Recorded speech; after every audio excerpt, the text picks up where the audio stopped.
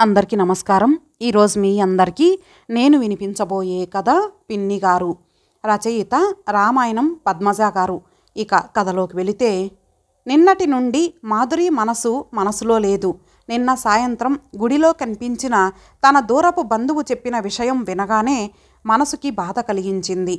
ఏమోనే మాధురి, మీకు ఆవిడకి ఉన్న సంబంధం తెలుసు కాబట్టి మనసాగలేక చెప్పాను, ఏమనుకోకు అంటూ వెళ్ళిపోయిందావిడ.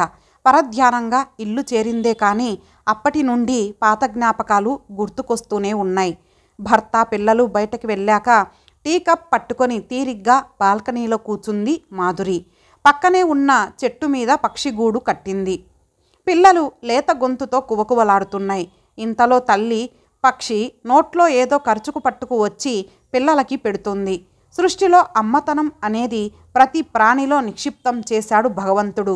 అలాంటి తల్లి అనురాగం పూర్తిగా అనుభవించకుండానే తమ దగ్గర నుండి దూరం చేశాడెందుకో.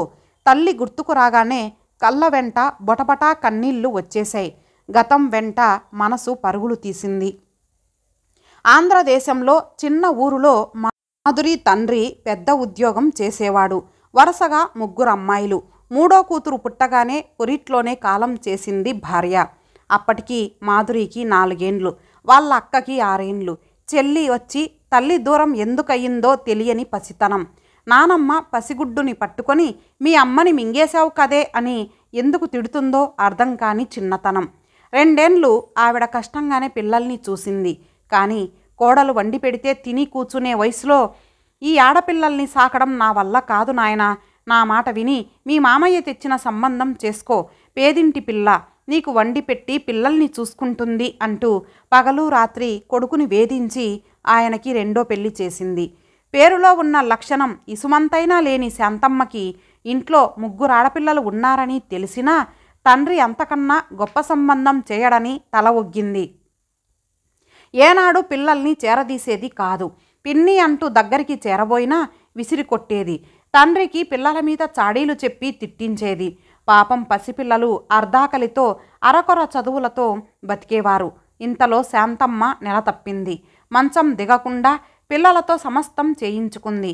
నేను అనుకున్నదొకటి అయినదొకటి, ఈ ప్రారబ్ధం నే చూడలేను అనుకుంటూ మాధురి నానమ్మ చిన్న కొడుకింటికి వెళ్ళిపోయింది. మగపిల్లాడు పుట్టగానే తండ్రి మొహంలో అంత ఆనందం ఎన్నడూ చూడలేదు మాధురి.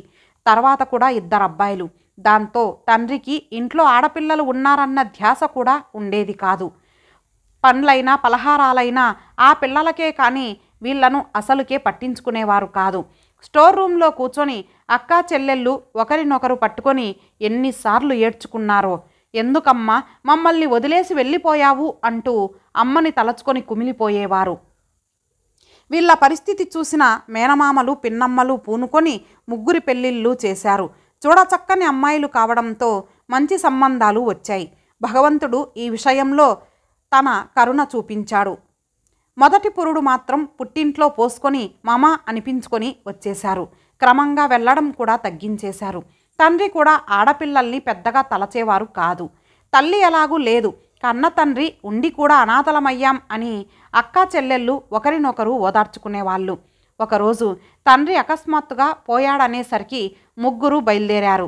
పిన్నిగారు ముక్కు చీదుకుంటూ ఏడుస్తుందే కానీ ఆడపిల్లల ఖరీదైన చీరలు తలుక్కుమంటూ మెరుస్తున్న వాళ్ళ నగల మీదే ఆవిడ చూపులన్నీ ఉన్నాయని వీళ్ళు గమనించారు. మగపిల్లలకు తన ఆస్తి మొత్తం రాసేశారు తండ్రి. కనీసం మా చెల్లి నగలు తనకి మా పుట్టింటి వారమిచ్చిన భూమి ఆడపిల్లలకి ఇవ్వండి అని మేనమామలు తమ తరపున వకాల్తా పుచ్చుకు అడిగినా చిల్లి గవ్వ ఇచ్చేది లేదంటూ పిన్నిగారు పెద్ద గొడవ చేసింది.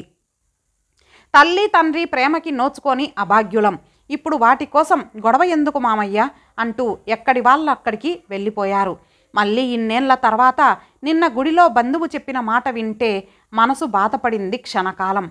మీ పిన్నిగారి 3 కొడుకులు వేరుపడ్డారు. ఏ కోడలు కూడా అత్తగారిని ఉంచుకోమని మొహాన చెప్పేశారట. ఆస్తి మొత్తం కూడా 3 వాటాలేసుకు పంచుకున్నారు. ఇప్పుడు గుడిలో అనాథలా పడుంది. ఆ పంతులుగారు పెట్టే నైవేద్యం తింటూ ఒక కాలు పడిపోయింది. మొన్న గుడిలో నన్ను చూడగానే పట్టుకేడ్చింది. ఏం చేస్తాం, ఎప్పుడు చేసుకున్న కర్మమో అందావిడ. లేచి అక్కా చెల్లెళ్ళకి కాన్ఫరెన్స్ కాల్ కలిపి జరిగిన విషయం చెప్పింది మాధురి. మా బాగా అయ్యింది. మనల్ని తక్కువ బాధ పెట్టిందా ఆవిడగారు? అందుకే అనుభవిస్తుంది. ఆవిడ మాట నా దగ్గర ఎత్తకు, దేవుడున్నాడు అంది అక్క.